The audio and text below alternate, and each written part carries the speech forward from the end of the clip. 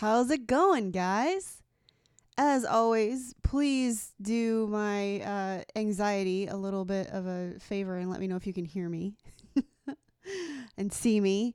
And that volumes levels are okay. But I think we should be good because I'm starting to get the hang of this now. So, hey, Greg, Dina, you. So good to see you guys. Really happy to be coming live today to talk to you guys because we have an audit session today. So if you're new here and you don't understand or know the differences between the different types of sessions that we have in Indies Live, an audit session is largely meant to be for you to send links and have me take a look and, see if your assets need some work. So if they're ad campaigns, landing pages, your website, something that you want us to take a look at and dig into and kind of, give you some feedback on how these things look from an experienced marketer's eye, right? And this is one of my favorite types of sessions because I get to sit here and tell you my opinions about things. So I'm very good at that. I feel well equipped to do so. So the way that we're going to do this now, if you did not already go to the Indies Live watch page, which you should have an email for if you have already registered, you're going to want to go to that page to post your links because the YouTube chat will not allow you to post links, which is kind of why we have to have the watch page at all, is because you can't post links in chat. So that's such a drag.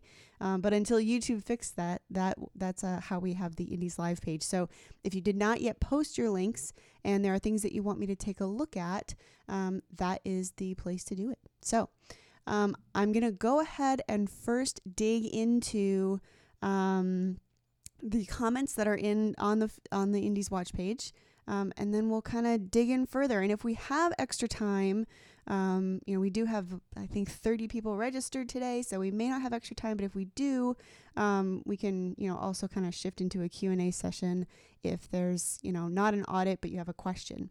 So we'll kind of see how much time remains, but I'm excited to dig in. It's Wednesday, Indies Live. Woo! Okay.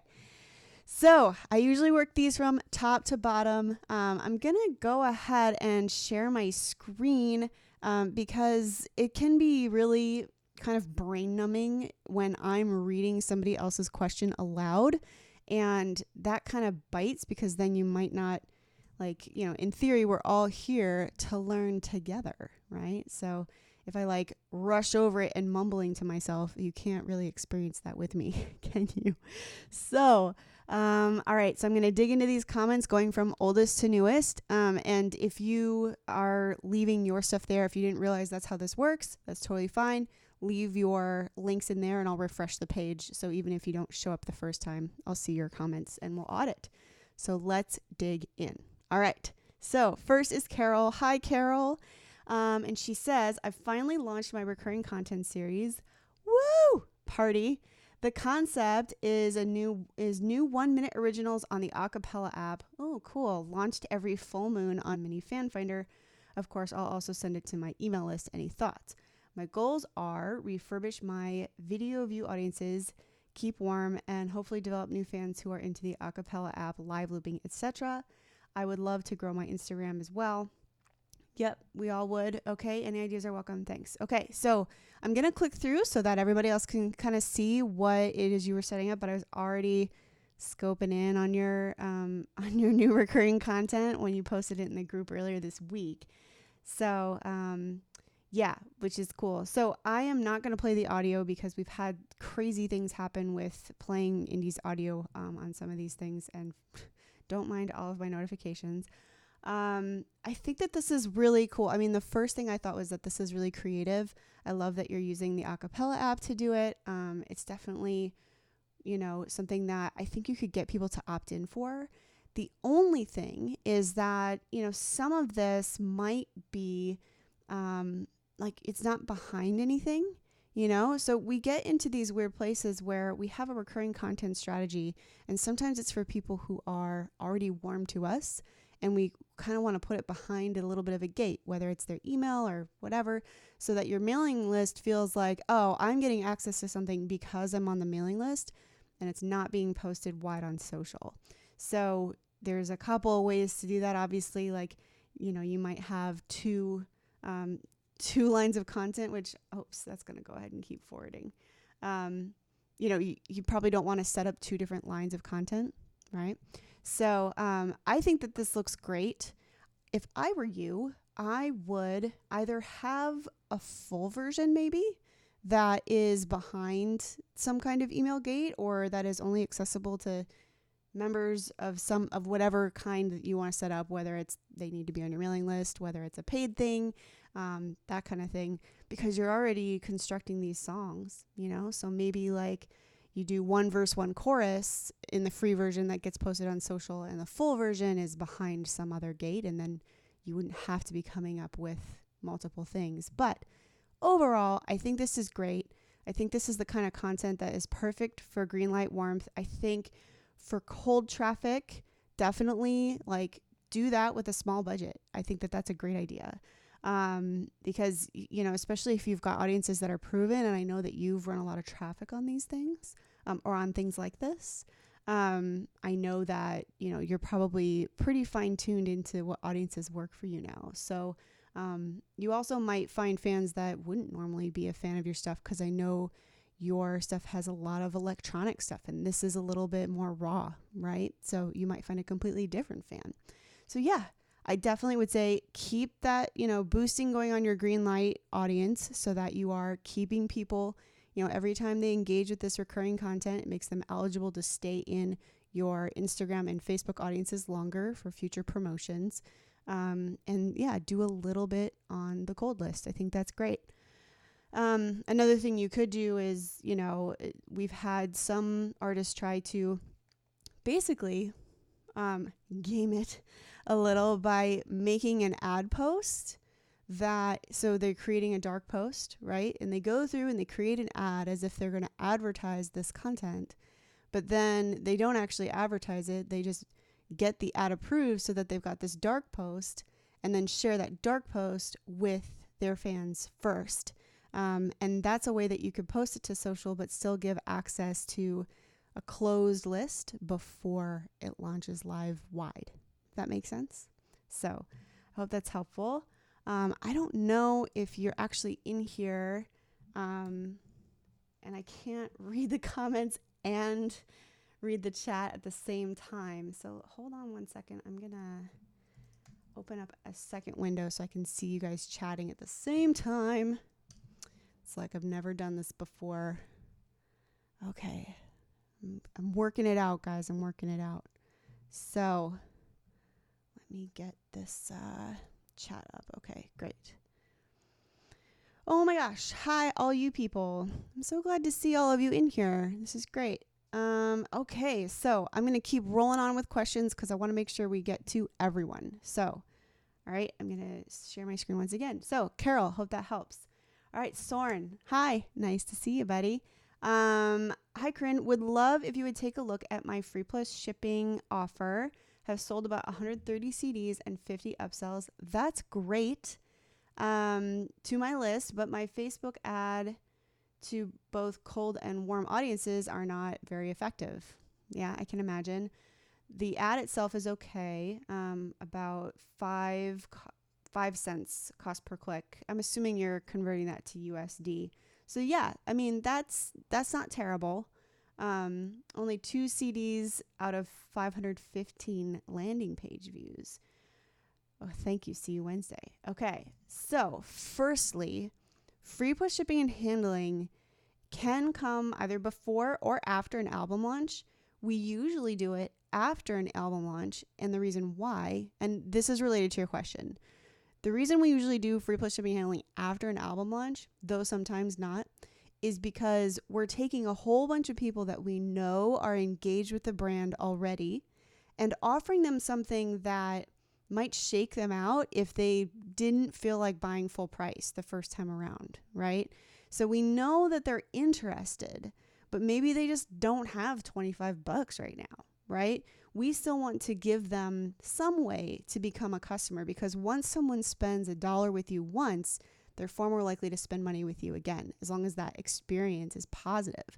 So That said, that is really more the intent of a free plus shipping funnel. Sometimes we have indies who will do a free plus shipping and handling funnel instead of an album launch because they've got tons of CDs. It's not necessarily a new launch. They've got a big warm audience and they've got a lot of people that they would like to convert to customers already without doing an album launch. And so they don't really feel the need to put all the content together for an album launch, right? Because they've already got a bunch of people. The album launch is really to find people and warm them up.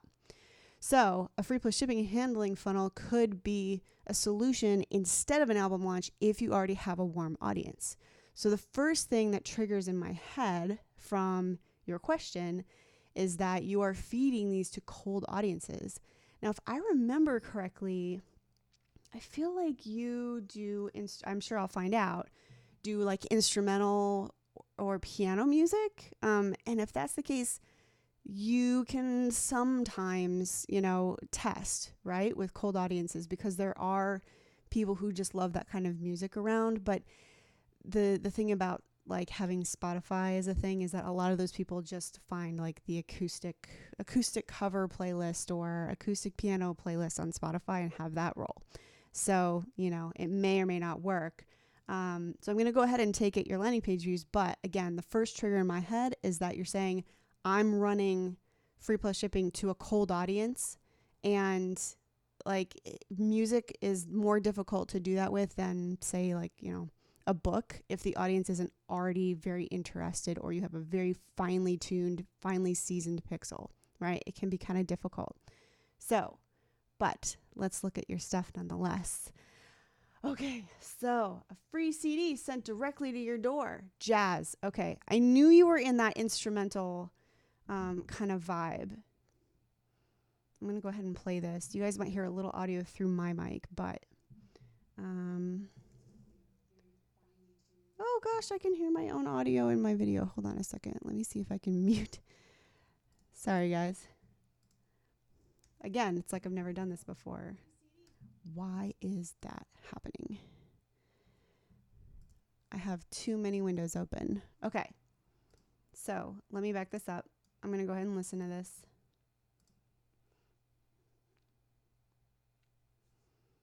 Okay. I can tell you something already. No, there's no face, there's no pattern interrupt, and there's nothing. Who's talking to me? What's happening here? That's one thing that I would say right away. Okay. And then we go into a static photo. Like, I want to know who this is and why I should care. Now, fortunately, like I said, jazz instrumental fans tend to be a little more patient, right? Because jazz as a genre itself requires a person who's intent on listening to complexities, right? Which is a terrible stereotype, and whatever, we all deal with that. But that I would say that like these static images, I'm actually really surprised that you're even doing okay with your cost per click. I mean, it's a little high, but it's not crazy high, 5 cents. I would expect it to be much higher considering that you've got a lot of static imagery in here. There's very little video at all. And so to a cold audience, I can just imagine, I'm just clicking through to make sure I'm not speaking out of my butt before I actually know what the content of this is. But I would get your face or some behind the scenes video integrated into this ad ASAP. Let me know, please, in the comments if you are running to greenlight audiences only, because I'm just trying to figure out how you're getting 5 cents per click with this ad. So I want to see more of your face. I want to see more. I get that you're trying to show this behind the scenes process, but it's not enough, man. You really got to put yourself out there. So that said, I'm going to move on to your landing page. This looks like Shopify. Is this Shopify? Tell me if it's Shopify. Okay. So, and this is a landing page. Got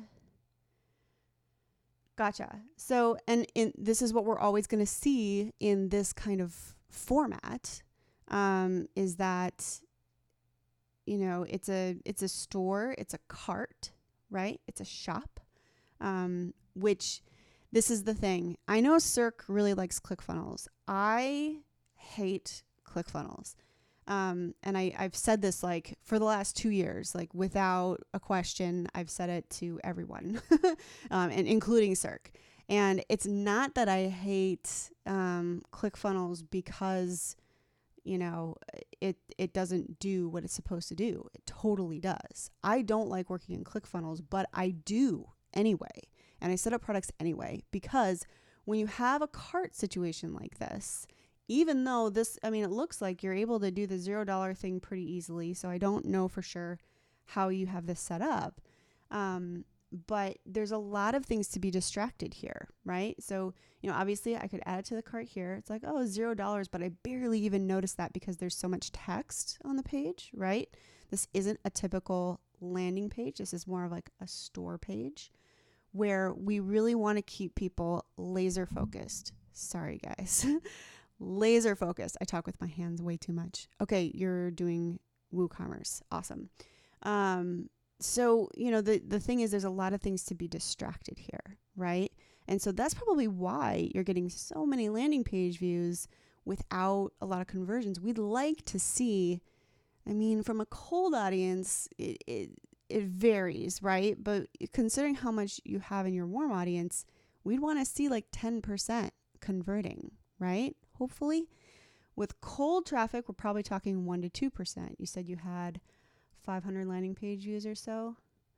Yeah, so we'd want to see at least 5 to 10 sold from cold and a good 50 sold from warm, right?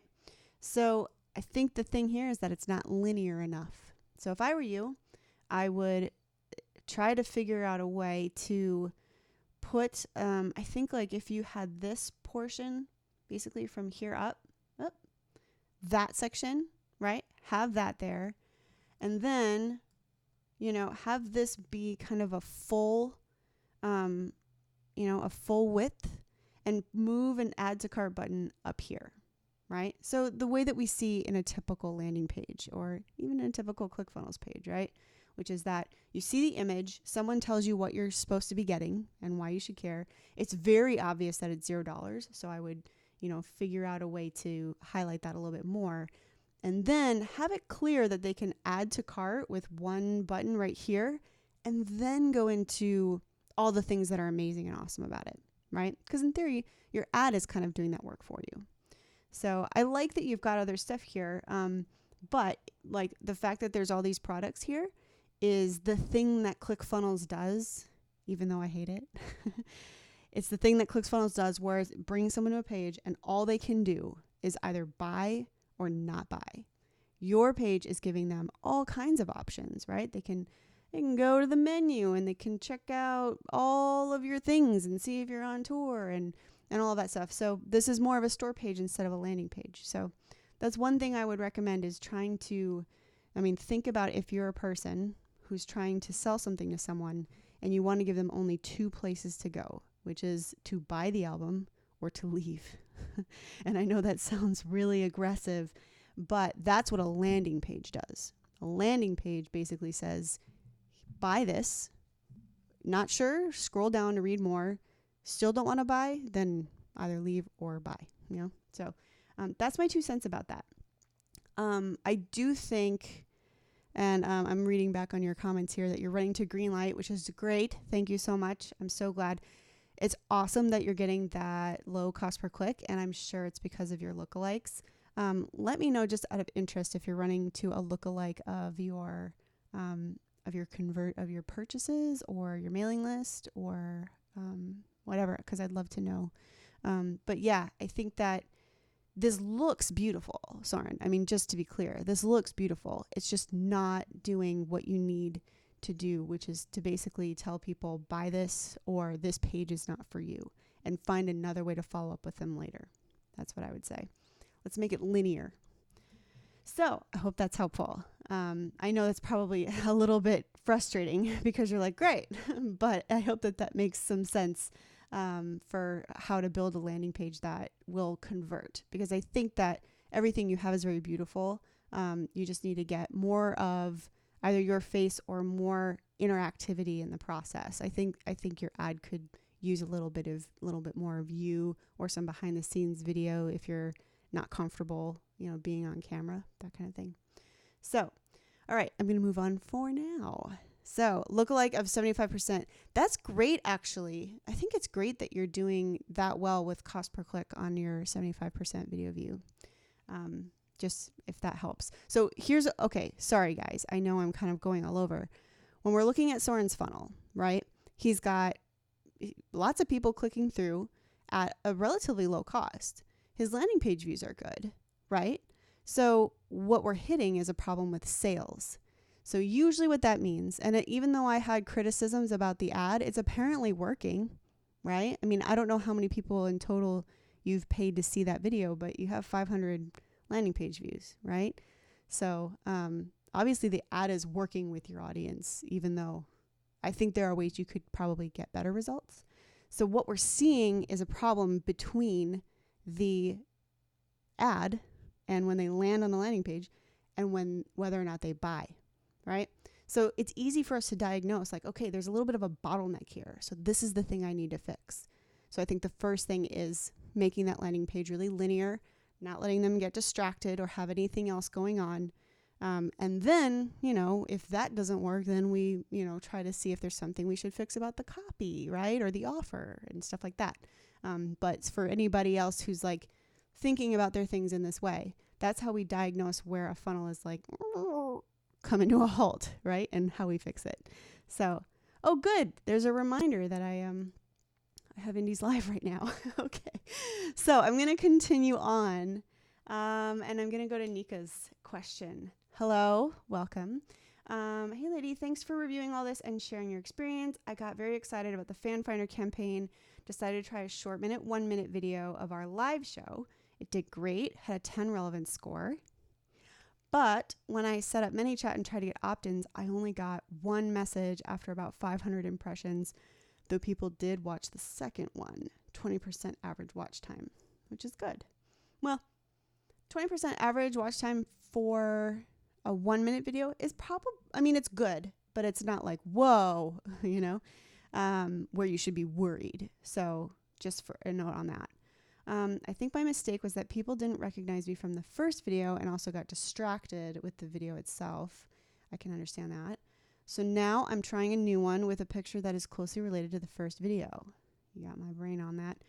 What do you think about this Fan Finder campaign? Okay, and this opt-in campaign. Also, okay, I'll get to the next thing. Wait, let me skim. Okay, so I'm gonna take a look at these links first. All right.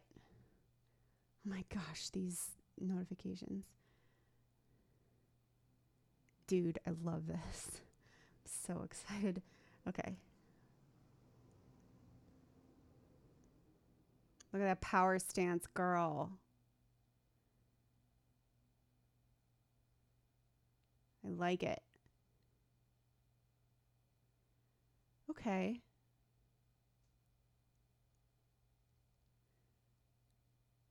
Nice.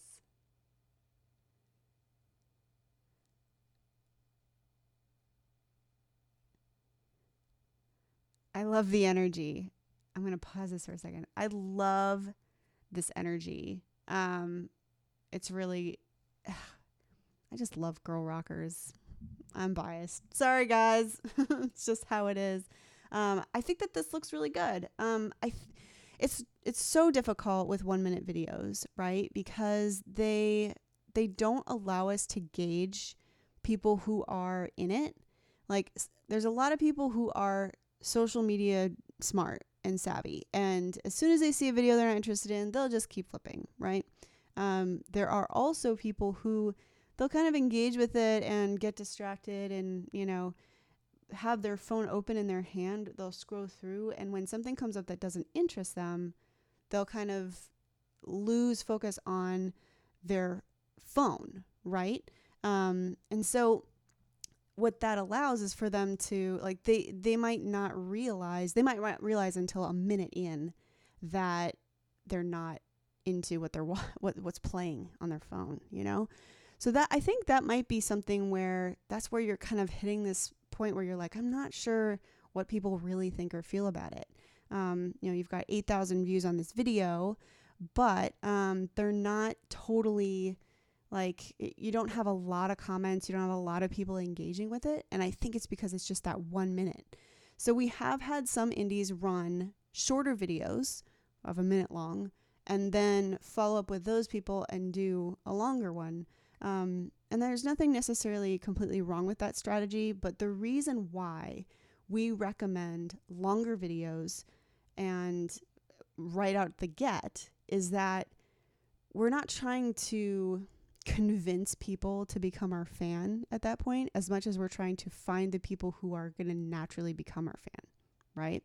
So if, and this, like I said, there's a lot of different strategies, and this is my opinion, right? But if you do like a 30-minute cover, or a 30-second cover, and then another 1 minute video that's a cover or you or whatever, and then you do like one of your original songs, I don't think that progression is worth the money that you're spending to try to convince people to love you.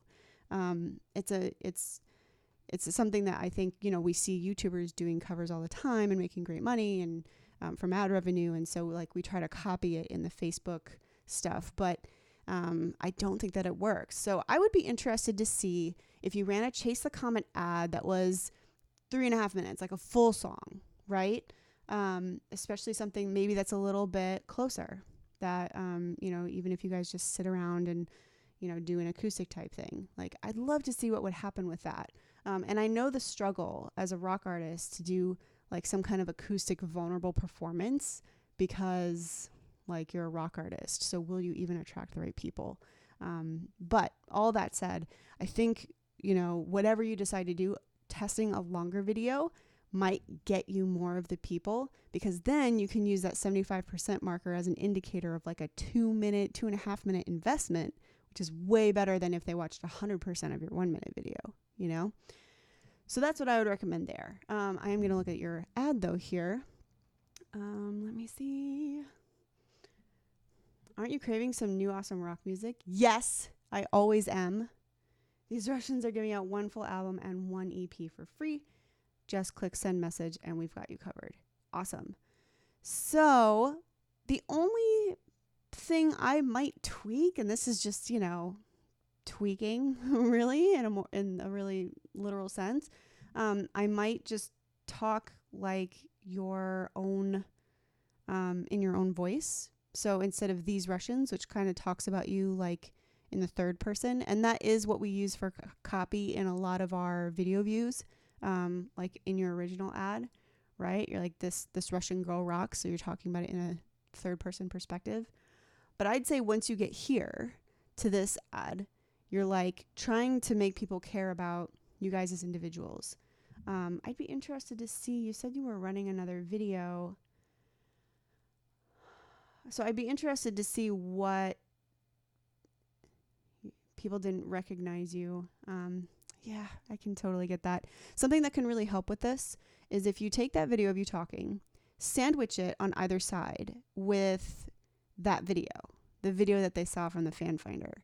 We do this in the agency all the time with grassroots artists because people don't know who they are. Even if they enjoy their entire video, they may not recognize them, right? So, but if you take a little chunk from halfway through that video, right, and do that for a few seconds, and then move it into you talking, then it's very obvious. And they're like, oh, that's that girl, right? I found that that's what I had to do, especially before my hair was blue.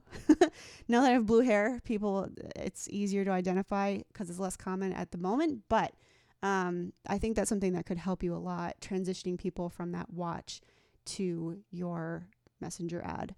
So in order of precedence, I would say, first, for this ad, try a video that has a portion of your initial fan finder at the front with you and your band or whatever talking in the middle, and then sandwich it, like the outro could be some of the rest of that video too, even though people who click through won't see the end of it because they'll already be clamoring to get your offer.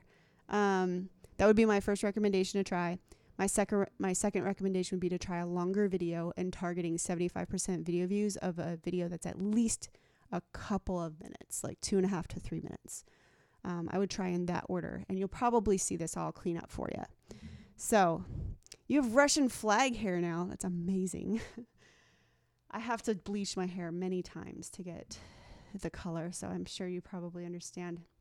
All right, so the question, not a question, but it's giving me hard times. I have troubles figuring out choosing a fan finder video because it should catch attention in the first 3 seconds, and it means it should not be an official video. This live video I chose is doing really well, but at the same time, I don't think it shows the best of me. Yeah, I totally agree. But you could try a couple of different things, right? Just don't put text in the beginning. I don't think there's anything about this video that is, like if I go back here, you guys are getting right into it. It's not like there's this like long drawn out outro and you're not doing anything of interest, right? You are. So that's what I'd say there. The other thing too is that we don't recommend this listen now button, this CTA button. It's not a big deal. But it does make it look more like an ad, and can psychologically mess with people. So that's another thing. If you make a new post, maybe leave that off. So that's my 2 cents about that. I hope that helps. So yeah, you're getting problems with ManyChat. Yeah, I totally understand. I think if you try those 2 changes, it'll help you.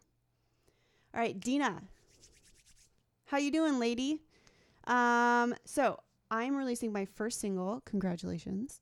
I just finished creating the EP for my single as well as the splash page. Oh, EPK. Got it. For my release until my friend who's a web designer has time to put up the website. Got it. Would love your input. So nice of your friend to help. I'm sending the EPK to publications, etc. Got it. All right. So let me click through on these. Cool. I love this graphic look. Just knee jerk. Sorry, when I'm looking at websites, I try to just give my knee jerk as soon as it enters my head. Like that you've got this video here. Yeah, the color scheme is dynamic. I love your use of red against this kind of like navy bluish background.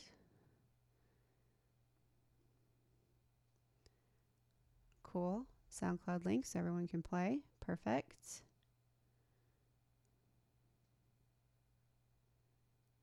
Yeah. Dude, this quote is super raw. That really is, interest piquing. I love that. Trained in classical music. I got you. Me too, girl. I was Suzuki trained before I learned bass. I was a cellist, so I hear it. Yeah, I like this. I think this makes sense. Press materials. Cool. Zip folder. Got it. All of your links are good. I love this shot. It looks very candid, but also on purpose. I like that shot a lot. So the only thing would just be here. I'd say with this form, I'd say, is this for press contact, right? I mean, I think it is. But maybe you want to say like for interviews, this, whatever, fill out this form, just so people know what they're signing up for.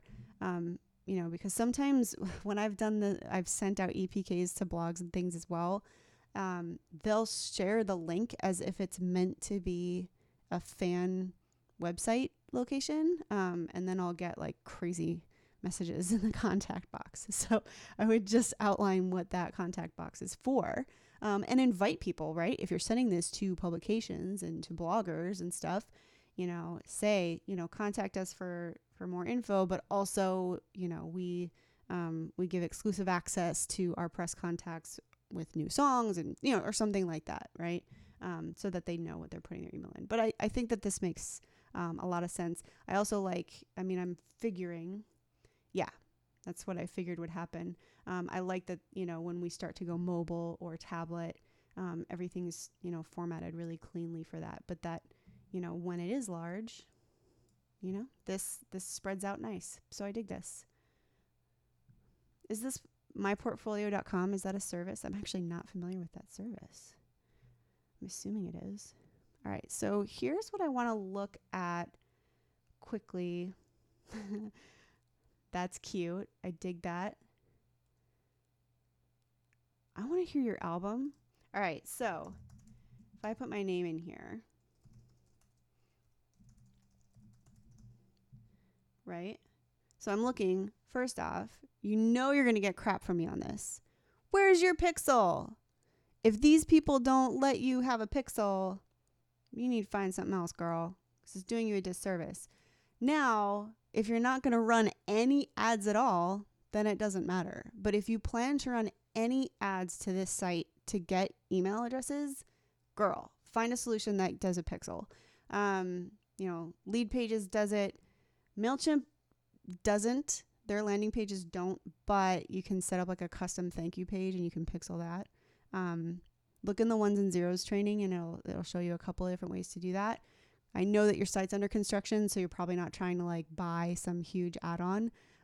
But if you plan on running any paid traffic to this opt-in page, please get a pixel on here so that you know what your return on ad spend is, because we need that. All right, so good music is on the way. Look out for an email, and I better see one. Can I just say, I'm so happy for everybody in here. You're all killing it. You're just killing it. This is great. Everything looks so good. So yeah, other than that, Dana, that's my only 2 cents about that. I'm just going to double check. It looks beautiful. I think that the branding is very clear. You've got your colors concise. I do notice that the color scheme is different on your album opt-in page than the EPK, but that might just be because you're running a single and then an album, and so I'm giving you the benefit of the doubt on that. But otherwise, it looks good, and I think you're doing a great job. Just find a pixel solution if you're going to run traffic to that page. All right, Katie, what is up, girl? Okay, so MailChimp. We got to do this, don't we? I'm on the free plan. Does that mean that all my hard work in setting up my introduction and nurturing sequences or multi-step custom workflows is out the window unless I decide to pay monthly? Is there a workaround, or do I just suck it up and pay? Such fun. I'm sure you're loving all this change too. I am not loving this change. I'm very disappointed. Here's the thing about MailChimp, and I won't go on too much about this, but for those of you who are in MailChimp, if you're paid, don't change your plan just yet, especially not for their crappy landing pages, right? Like, don't change your plan. You're grandfathered in, so don't worry about it. If you're on the free plan, I'm very disappointed in the changes that they've made in their free plan. However, their free plan and even their paid plans and like their cost of MailChimp overall, the reason we recommended it was because they were so far below their competitors. They were undercutting everyone in the space for what you got. Now, there were a lot of things we didn't love about MailChimp in the beginning from a marketing perspective, right? Their sign-up forms suck. Their landing pages don't track leads, that kind of stuff. Now that they're raising the prices, I'm kind of like looking at ActiveCampaign, right?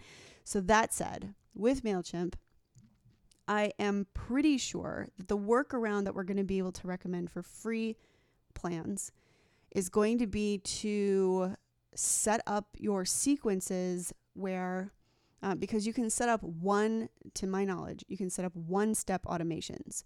So you can set up a welcome email for when someone joins, but you can also set up another one-step automation, right? That's 2 days after they join, and then another one 3 days after they join. This is a terrible way to set up your automations. It's absolutely terrible. But if you are an indie who's like, I'm on a budget and I'm already paying for ClickFunnels and Shopify and Squarespace, I got all this stuff and I can't pay MailChimp as well, that's a solution for it. I think sucking it up to pay is still going to be a better situation for you. And, depending on how many contacts you have, up to 500, you're talking about like $14.99 a month. Which, depending on how much money you have and how valuable your time is to you, right? you'll probably save way more than an hour of time going to a paid plan. So, is your time worth more than $15 an hour? I think it is. So, that said, I think that I'm going to be digging more and more into that. Obviously, our email marketing training is almost exclusively MailChimp, right? So we kind of owe it to you guys to find a solution. We definitely didn't see this coming any more than any of you. So we'll be able to make recommendations. But for now, Katie, I would say test out trying out those one-step automations where, like I said, they join a group on this day, and then you can send them an email automatically, and then you can set up a different automation that happens 2 days after people are added to that group or tag, and see if that works and report back to me. Let me know if I'm totally full of crap. But from what I've been told from people who have free MailChimp, that's been working for them. And we'll be constructing more solutions for everybody as we dig further into it. But yeah, it's definitely a drag. And I think they kind of pulled the rug out on people who are on the free plan, not telling them like, hey, if you want to opt in under the legacy plan, you can, I wish they would have done that. I think that would have been a little bit higher integrity level. So, yeah, so those are my 2 cents. I do think though, paying, you're probably going to save more time than the money is worth, or than less. The money is worth the time you'll save. Words. So that's my 2 cents on it. But yeah, we'll have more coming back to you soon. Okay, Guy, welcome back. Haven't seen you since the last audit session. Well, you were probably here since then, but I wasn't. So you have 2 questions. The comments on your fan finder seem to be drying up. You're still getting 75% video views on a 15-minute vid, which is great for 10 cents. Guy, that is really inexpensive. That's great. Is it worth continuing to run traffic, or should I maybe try changing the headline or finding a new vid? So firstly, comments are great. But like the only time I worry about the context, frequency, relevance, like timeliness of comments is in the beginning of it. Because the comments are just there for social proof. As new people see your video, they're like, oh, hey, look at that, right? I have a fan finder. I'm not running anything for my own brand right now because I'm working on 2 albums and I'm not trying to manage new fan acquisition at the moment. But I had a fan finder that was running for 2 years. And yeah, like the most popular comment was 48 weeks old or whatever. And that's what showed at the top when people saw it, and nobody cared. Nobody cared about that at all. So if it's only comments, like if it's still doing well, you say you're still getting 75% video views for 10 cents. I want to know if that's in the, in like the last 7 days, or if you're looking at lifetime average, right?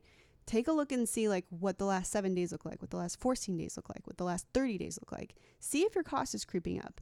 If not, leave it alone. It's working. Because we're not going for comments, right? That's why we don't optimize for engagement.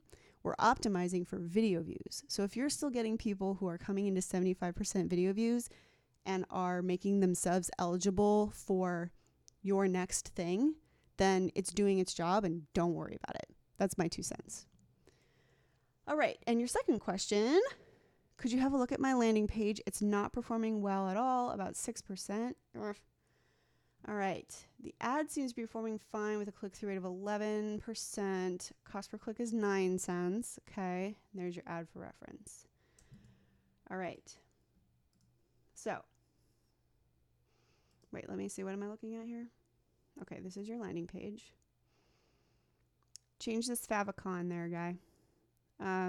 So that basically, if you go into ClickFunnels and you're on this page as if you're editing it, go to, I think it's the settings gear, like on the top menu, and in like the very first drop down, you'll be able to edit in the side panel, edit the favicon. The same place that you edit this title. You'll be able to upload a favicon in that sidebar. Just because I notice it. Maybe I notice it because I've audited so many ClickFunnels pages. But I notice it, and there's something that's really, you know, special about your branding, especially like this G is so cool. Like, use that as a favicon, boy. Put it up in here. Anyway, okay, I'll stop. So here's your video. Got it. Okay. Let me listen to this again.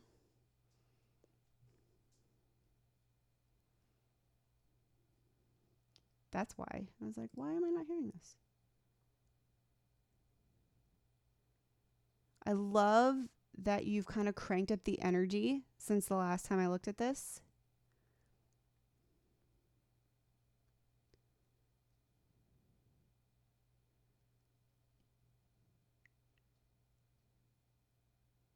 Haha, that's great. Okay, I'm going to pause this for a second. This red color is a little, maybe it's not the red. I'm trying to gauge, there's something off about the backdrop with this red, and it could be the text, the font, I should say, that's bugging me, not the actual red color. Sorry, I'm processing because I know that you've been running this for a while, and I want to give you like a good answer. The red is tough for me. I think it's red text is just tough. The only time you can really get away with it is on a white background or a black background. Also, this background, I don't love your gradient color. I know ClickFunnels offers it. Something that I recommend for any of you who are looking for some cool backdrops, really subtle texture does well. Like, for example, here, look at my screen here, right? This is just my desktop, but there's this little bit of texture here, right? I've got the Indepreneur logo on here, but if I didn't have the Indepreneur logo, you could put text over this and it would be, really legible, but it gives a vibe of like somebody did this on purpose versus a gradient, which tends to look a little more stock. You know what I mean? So, for that, if anybody is interested in looking at that, I go to cgtextures.com. You can make a free account, and there's tons of stuff in here that's plenty high resolution enough for you to like get some cool textures and subtle textures in the background. So, if you go to plaster, right, you go here, obviously some of these are very aggressive, right? But some of these are pretty subtle, and this would be for a more of a grungy look. But, this kind of stuff you can put on your websites, and it has like a cool background texture to it. So I'd recommend taking a look at something else besides this gradient, because I think the gradient mixed with the red just makes it look a little bit like an outdated page. It's not that the content is off. I think it's just, it just looks like not as intentional as we would want it to be. So I would figure out a way to put like some kind of texture back here. And then this red might work perfectly if the background is a, white or black color. If it's a more colorful kind of picture or whatever, then I would change this text color to be something that's a little bit easier to read. I do like this red down here. So worst case, if none of those textures work for you, I'd take out the gradient, change to this like light blue color, and make this white, or make sure that the red is matching. It looks like a different darker red, but it might just be the gradient. So that's my 2 cents on that. However, everything is above the fold, right? Like, in theory, you've got this button up here that if people have very clear intent from the ad, they're going to go here.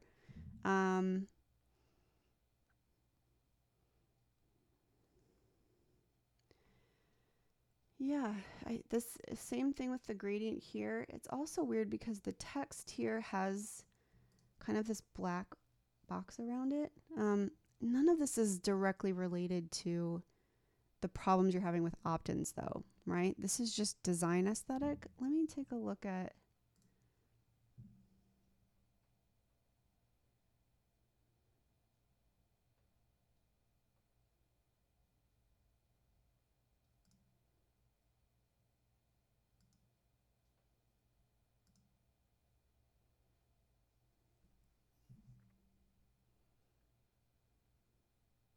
yeah, I can see why this ad is doing reasonably well. So yeah, I would say, especially because a lot of the stuff you do is electronic, your audience might be really savvy about the way things look, you know? So if I were you, I would try to get a little more design aesthetic, which, you know, it's amazing just depending on the demographic, how much that can impact sales conversions, even though it's like, what does that have to do with buying my album? But it does. I think you probably have a tech savvy group who's expecting more from a web design. So I'd say go take a look at that, you know, at those textures that are available. I like Mark's idea to go with a wood texture like this. Be really cognizant of your colors though, because it can be really tough to work on a background that has so much grain to it, right? So just be careful with that. Otherwise, you know, the text is, I think you're saying the things that you need to say, right? Maybe put another button here, but I think really what it is just that your audience doesn't like this like gradient kind of look. They want a page that looks a little bit more designed, right? And that's the challenge, I think, of being in electronic music. You've got some pretty tech savvy fans. So usually, you know, if we're doing a stereotype, right? So that would be my recommendation. So yeah, if you go to cgtextures.com, or I think they've actually updated to just textures.com, you can get perfectly high res for web with a free account. You can download a few images a day and you can just go back the next day to get more. So, but yeah, definitely check that out. Keep me posted on how that goes though, because I think, you know, I'd like to see you do well with this. I know you've been working at it. Don't be discouraged, you know, like we'll just keep tweaking it. Just like we were talking about with Soren's, like where does it come to a halt? Where is everything working and we need to diagnose something, right? So I'm going to move on for now. All right. How many more we have here? Oh my goodness. Okay. Corrin needs to shut up. Quit talking so much. We got questions. Okay. So John, your fan finder's been running a couple months on a low budget. 25% video views are at 1,400. Okay. It's a 930 vid. Cool. Okay. So it took a while, but these people are clearly liking the music. Yeah, 25% is all you need on a 9.5 minute video. Should I now switch the audience over to lookalike 25% or just keep the same initial target audience? I would roll to that lookalike at 25%. Definitely. Once it hits 1,000, game on. And especially because your video is so long, there might be a very particular demographic that Facebook is going to know is willing to watch that long vid. That, you know, audience targeting just won't do for you. I'm trying to build the numbers for my ultimate album launch campaign coming in the next couple months. Any insights as to how to best do so would be greatly appreciated. Thanks again. Here's the POV style fan finder vid. I love how many electronic artists we have. Super jealous. Because I'm not smart at running these kinds of things. Oh, dude, this is so fun.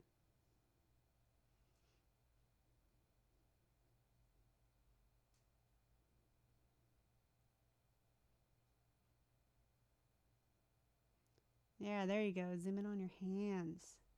Cool. Yeah, I dig this. When you don't know how to use a camera, this happens. I love that. I love that. Though you may see your audience sway older just from the copy. Because kids are going to be like, I know how to use all the cameras on my phone. So this is cool. I like this a lot. I think it'd be... Oh, how are you doing that with both your hands down? Are you wearing a thing? It'd be cool to see you. I mean, I know like if you're wearing like a GoPro thing, it's probably impossible to take the camera out, but it'd be cool to see you flip it around. You'll see that in social vids all the time. You know, people will be taking a video of something and then flip it and show their reaction, right? And be like, yeah, and then flip it back around. So that could be something to try. But yeah, overall, this looks good. I like it. I like that you're doing that clap in front of it. It's so great. So yeah, I would switch over to the lookalike audience. You know, when you are trying to get these out. Here's the thing. A fan finder is best like once you figure out the audience, right? Like we run tests on a fan finder so that we can find the right people, especially if you're running lookalikes, because they're going to do better than anything we could ever do as humans.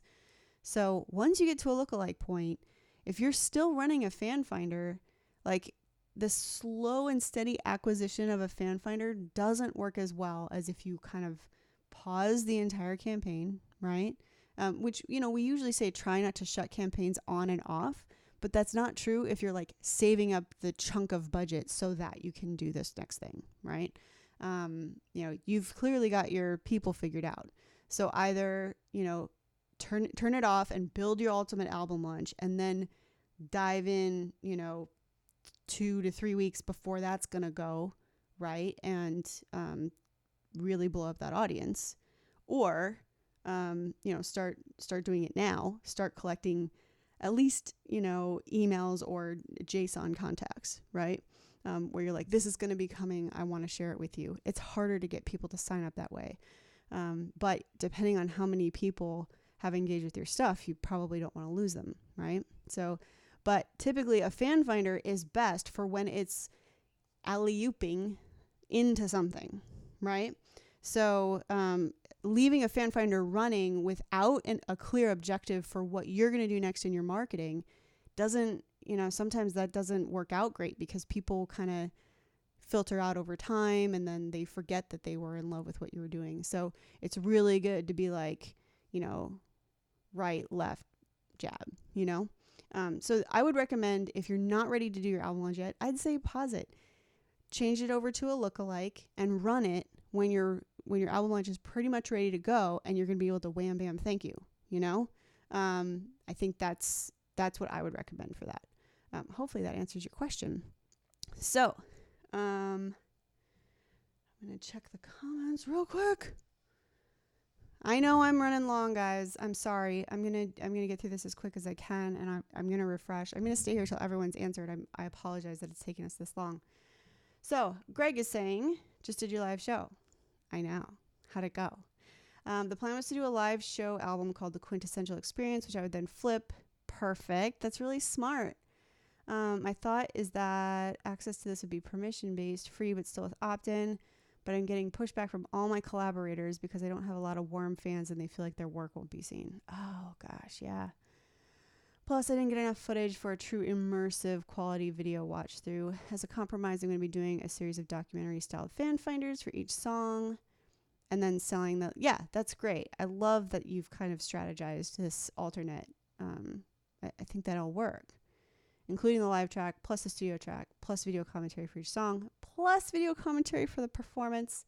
Is this right for what I want to achieve? I sold 7 tickets to the ClickFunnels page, had 61 walk-in ticket buys. That's crazy.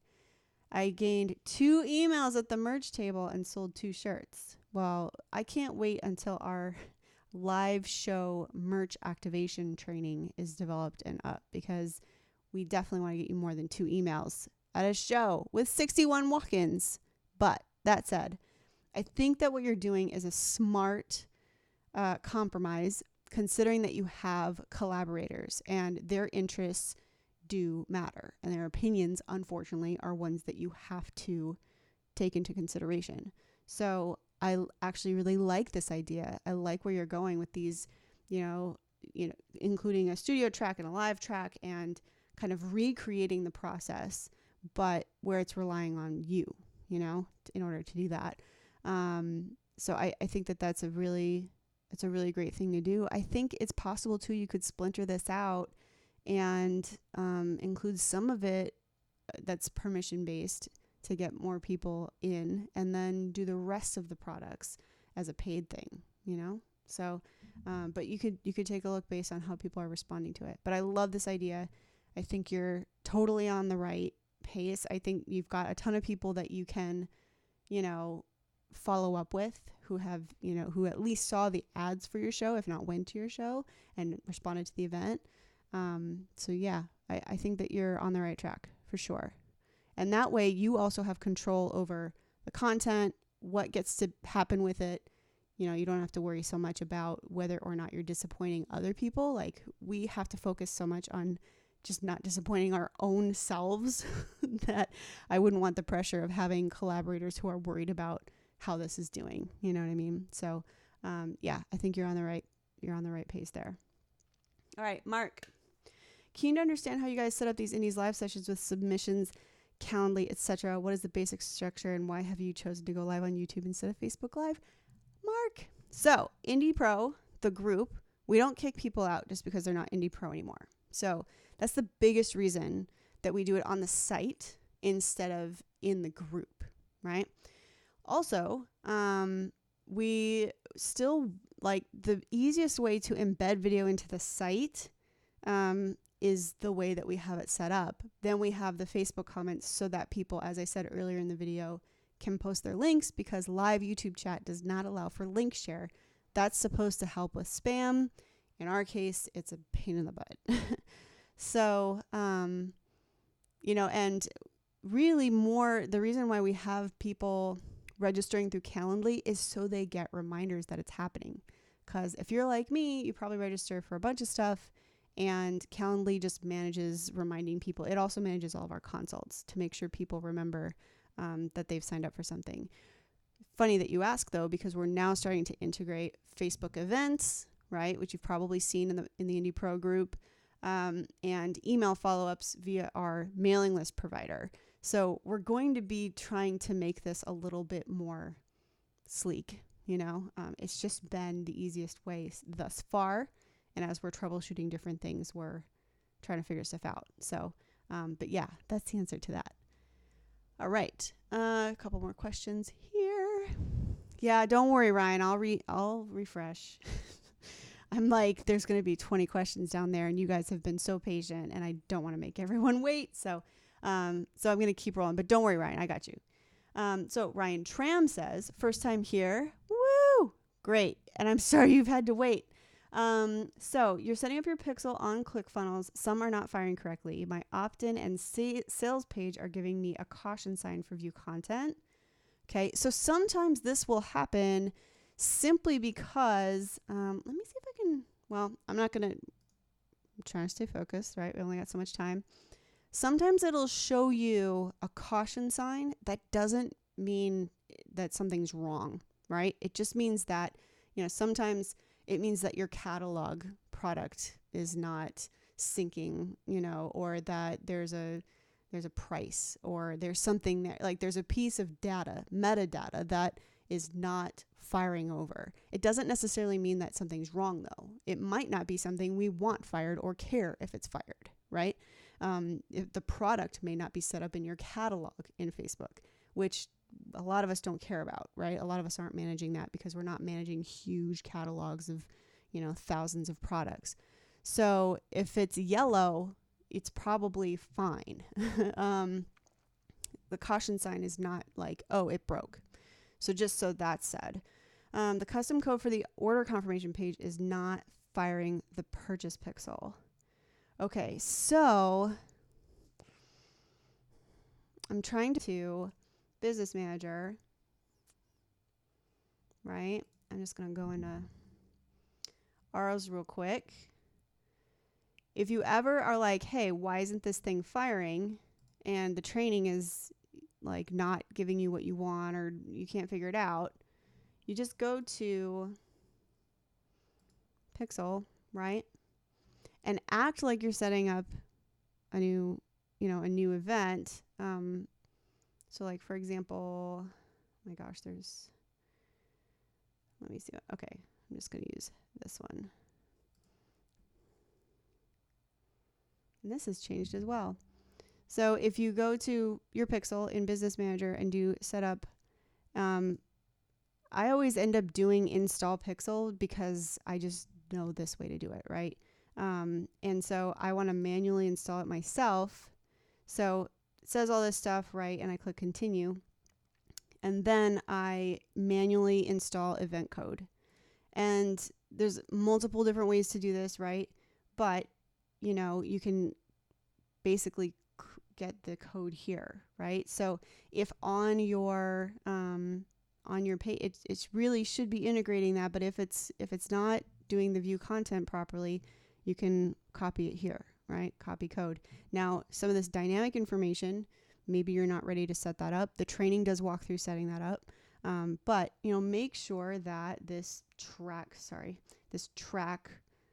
I can't go over it because you can't see it, track view content, make sure that script is in there, right? It should be in your header. And again, you can close this, and when it goes to purchase, put this on, your final page. You've got the code right here. So sometimes you just have to, install these again, right? Or differently, and make sure you save it. I think we've also had some people who didn't realize that they didn't save the code once they put it in the header. So if you need to figure out how to set up these again, go into, that's where you get that outside of where the training is telling you to go. Otherwise, and I hate referring people to consults because those are paid, and, obviously we're trying to do our best here without having to charge people extra money. If it really gets crazy and you're just like, this is wrong and I can't figure it out and no one in the group can help you, get a consult, and we'll be able to do that in minutes, right? And troubleshoot that for you and install it for you. So that's the other set. All right. So Suzanne sent an email series to my email. All right, girl. I have a crazy filter on my email, so I'll have to check that out in a minute. I can watch it on the replay, or run on time. You can just respond to the emails. Okay. I'm not going to respond to the emails because my inbox is so crazy, but I will go see if I can find it in the filters. So in the meantime, I'm going to keep scrolling on with these last 3 questions. Jess. Hey, Jess. Welcome. Woo, Nashville. I love your advice on how to improve the first few steps of my album launch funnel. Here's the video I'm using for my fan finder video to lukewarm results. 2 cents per 10-second video view. Okay, it's a little high. $250 ad spend. Only, okay, and I'm looking at your numbers here. Yeah, those are low. I did a test run of my album launch to only 300 people. Signing up after 3 weeks using the fan finder. Okay. Let me take a look at your fan finder.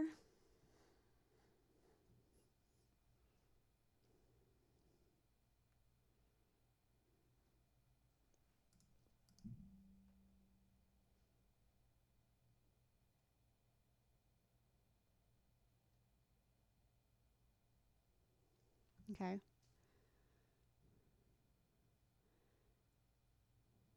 So this is a little dark. It looks like you have a lot of comments.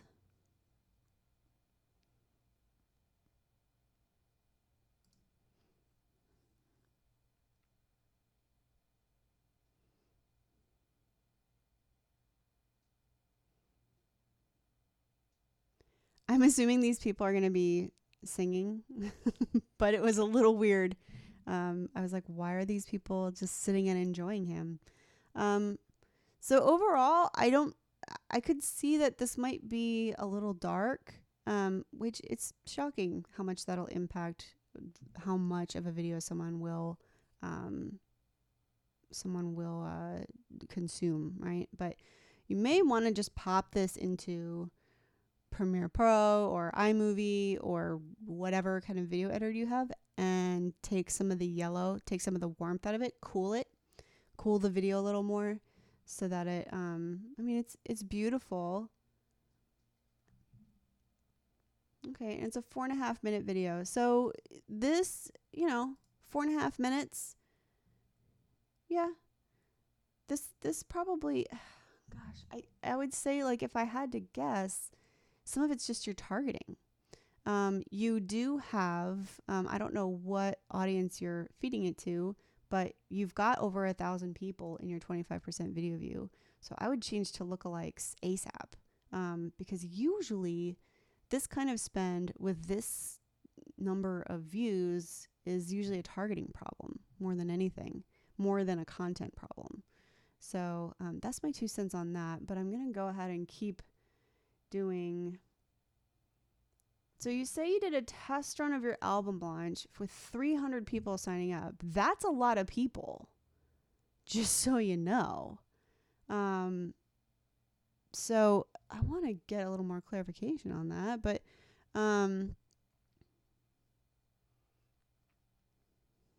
okay. Permission offer. Landing page. Landing page converting at 25% is not terrible.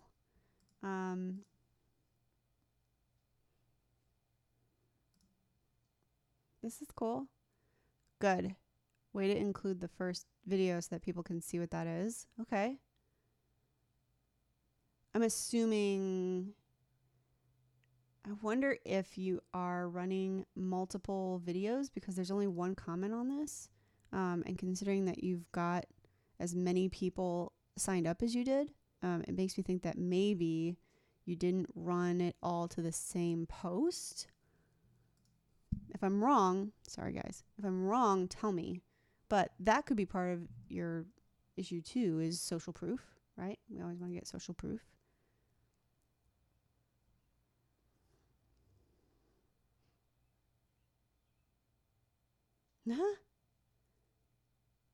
Okay, so I'm assuming that this is a little different because obviously it's something you already did. Otherwise, I like the page. I like the color scheme.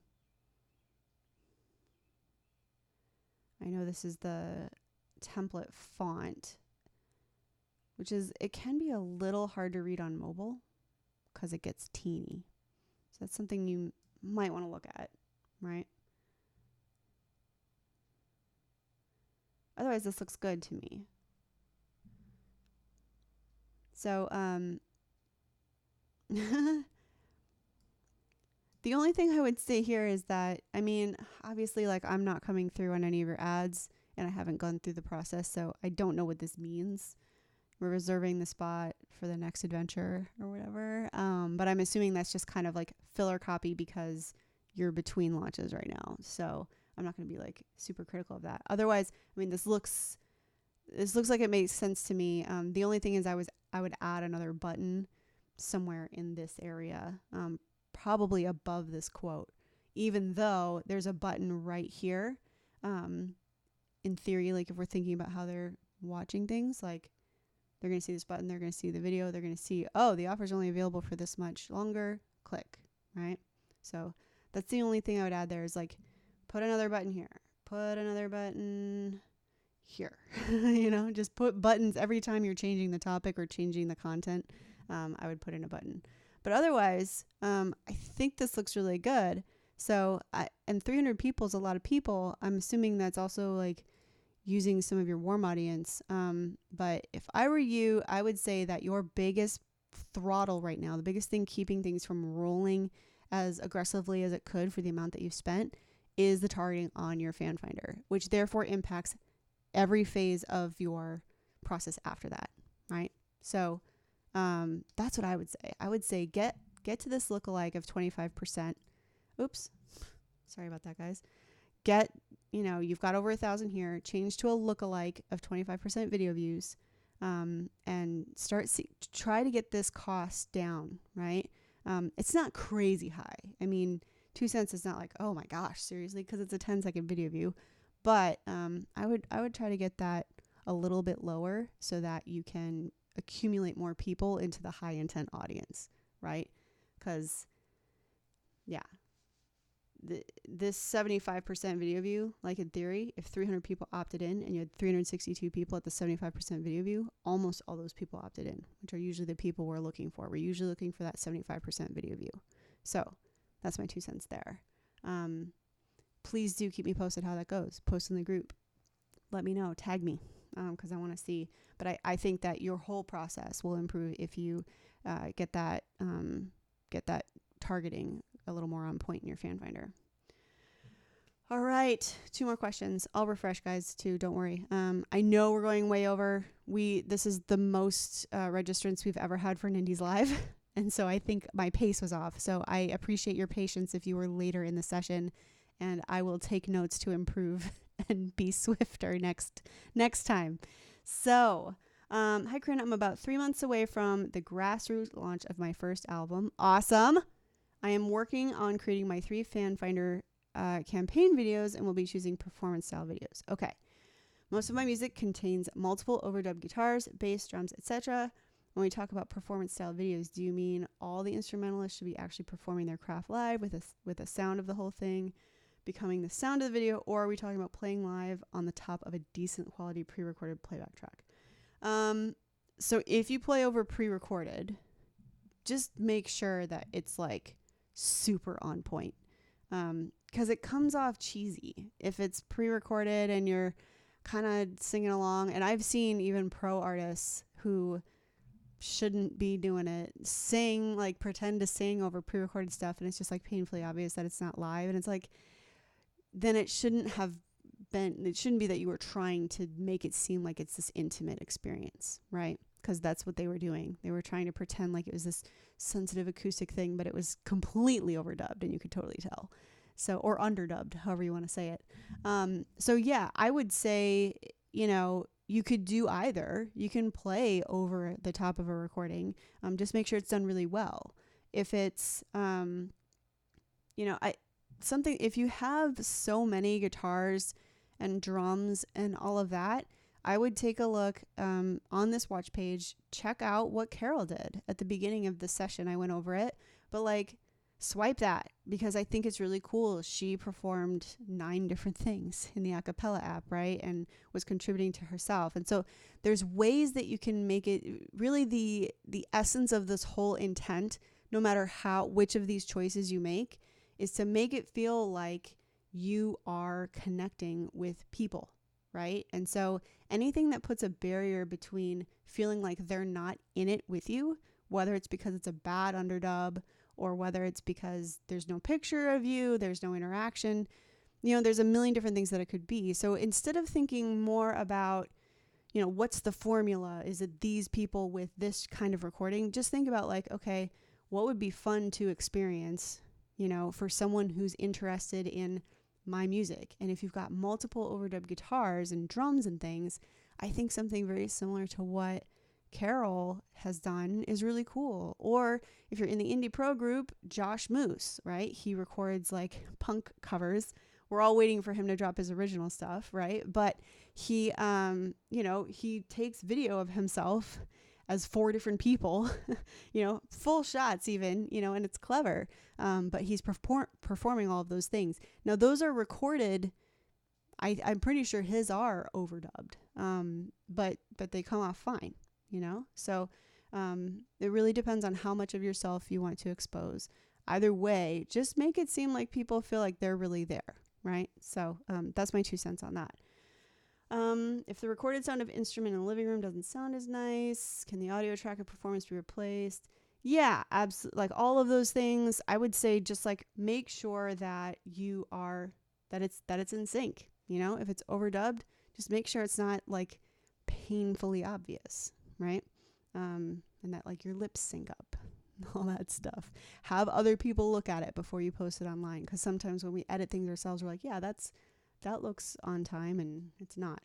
So, but really it's about making the person feel like there's something authentic about you as an artist. So a bad overdub does the opposite of that instantly. So yeah, just take a look at a couple of the other examples in the group. Sorry guys. Especially Carol, especially Josh Moose. You can usually swipe just about anything from Basic Printer's page. There's a couple of references where you can be like, okay, even if it's not your style of music, you can see why people are attracted to those artists, and it's because they're accessible and authentic in that experience. So yeah, that's my 2 cents there. I hope that's helpful. All right. Josh says he's about to launch this JSON to get people's help writing a song. Nice. Thoughts on the copy and ad in general? First off, I just want to say I love that you're doing this, Josh. This content isn't available, Josh. How did that happen? I'm going to see if I just go to your post in general, if I can figure it out. Sometimes this happens if it's in a JSON that's not live yet, then sometimes it won't actually share it with me if it's not live. So yeah, I don't see it in your recent posts. So if you figure out that, otherwise, please post it in the group, right? Post it in the group, tag me in it. All right, I'm refreshing just in case. Okay. So, all right, Suzanne, I'm gonna get back to you. For future reference, guys, don't email me stuff, because I have aggressive filters on my stuff because I get so many emails, and so things get lost. I installed SaneBox in my inbox, and it did not make things sane. It made things more confusing, and so a lot of my stuff is getting lost while I'm figuring that out. So I want to thank you guys so much for hanging in with me. Yeah, Bert, go ahead and post a screenshot in the comments, if you can, real quick, and I'll refresh and grab it. But I hope everybody here had their question answered, felt like they got, some feedback on their stuff.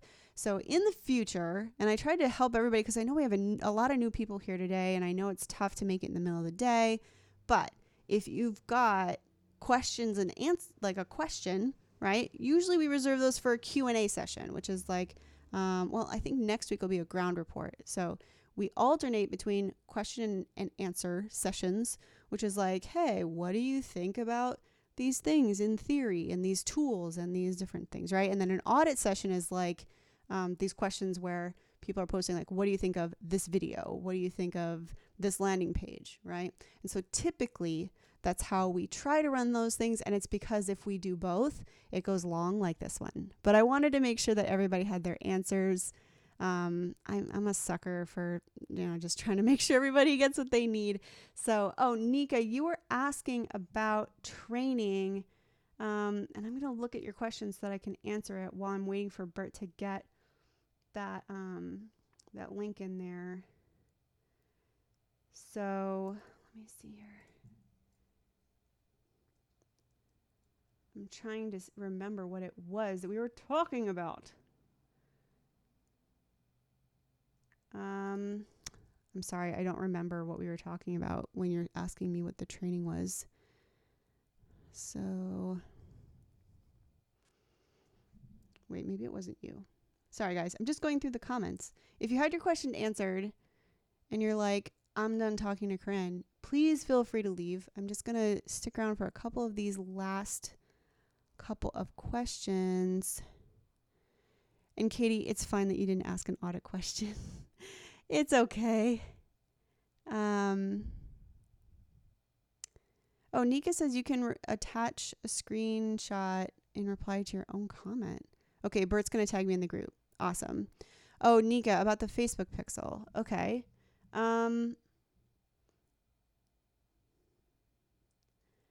Yeah, so, the pixel is in ones and zeros. So if you go into the ones and zeros training, that is where all the nerdy data stuff happens. And it, to me, is it's my favorite stuff. It's the stuff I geek out on probably the most. So, yeah. Thanks so much, guys. I'm going to refresh this page one last time just to make sure. But I just want to say I am super proud of all of you, especially those of you who are still here with me, for doing Indies Live, because I think like even though I go along, it is like one of the most valuable pieces of the membership because you aren't working in a bubble, right? And the group I know is super full and super busy, and it can be really hard to find your answers. So I'm really, okay, I see a couple of comments in here. Greg, I will get back to you on your Instagram video. Yeah, I'll get back with Suzanne as well. And Bert, tag me in the group in your JSON and we'll figure it out together. Okay. So you can always tag me in the group. I'm usually pretty good about that. Sometimes I miss it because a lot of people tag me in a lot of things, but I do my best. So if I tell you to tag me, usually I'm pretty good at keeping an eye out for it. But I want to thank all of you. I think you're doing such an amazing job. Everything that we saw here today is just so impressive. I love your hustle, and I want to tell you to just keep on doing it. Okay. So, yeah, I guess that's all for today. I hope you guys have a great rest of the week. Keep shipping things. I'll see you in the group. And next week we should have a ground report. So stay tuned for that. Thanks so much for coming today, guys. And I will see y'all later. Have a good one. Bye.